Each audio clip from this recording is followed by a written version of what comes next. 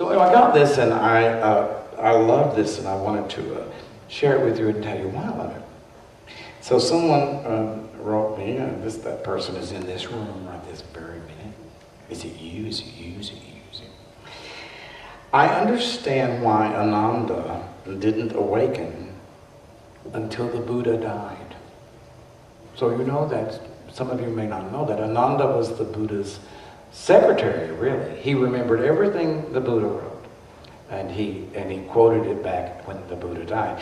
But the funny thing is, everybody got enlightened right off. Sariputta, everybody got enlightened, but poor Ananda.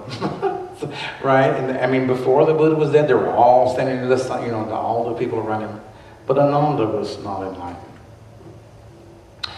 He did become enlightened the night before they had a great meeting, so that's a different story. So anyway, the person wrote me and said, I understand why Ananda didn't awaken until the Buddha died. Only then could he let go of the separation of loving.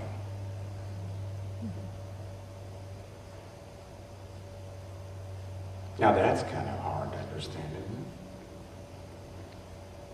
isn't it? Do you understand what that means? So the reason why I so love this is because it so describes the difference in duality and non-duality. And I'll give you and why I love this so much is because it reminded me of one of my favorite stories. Ramakrishna, who was maybe affected me more profoundly than any other teacher other than Jesus. Jesus got me first when I was 16, and then Ramakrishna got me when I was about 30, and that was my next great heart opening. But Ramakrishna loved Kali, right? Mother Kali. He loved Kali. He actually tended to her temple in I guess it was Benares. It was near Calcutta. And he tended her temple, and he would call to her at night, and he had profound religious experiences. But when he discovered Advaita, he found an Advaita teacher, and the Advaita teacher told him, well, so because Ramakrishna, he really experienced all of the great disciplines, even Christianity, but he wanted to profoundly experience the non-duality of Advaita. So his teacher told him, well, he said, you have to let go of loving Kali. You can't have this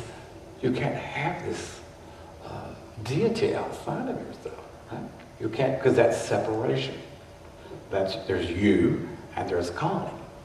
So he struggled with that. It was very, very hard for him to let that go.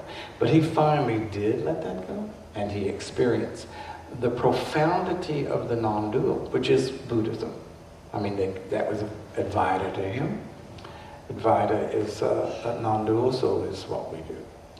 So that maybe help you to understand the meaning of this, right? That I understand why Ananda didn't awaken until the Buddha died.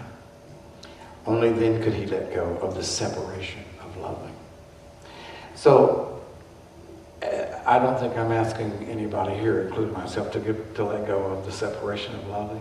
But it is really true that that loving, in a sense, when you are focused on an outside object, that holds you in duality. And when the Buddha died, it is true, very shortly after that, Ananda awakened to the non-dual. The non-dual is really what we are.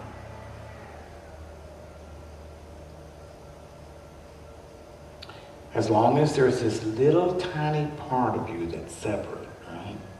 As long as you hold out this one little piece, or I hold out this one little piece, there's still a little me, right? There's a little me that loves you, right?